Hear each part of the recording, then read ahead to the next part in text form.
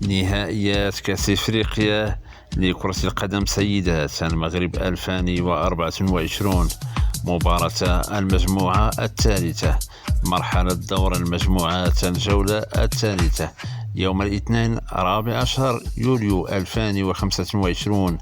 غانا تواجه تنزانيا على الساعة 8 مساء بتوقيت المغرب، 10 مساء بتوقيت مكة المكرمة، بالملعب البلدي بمدينة بركان.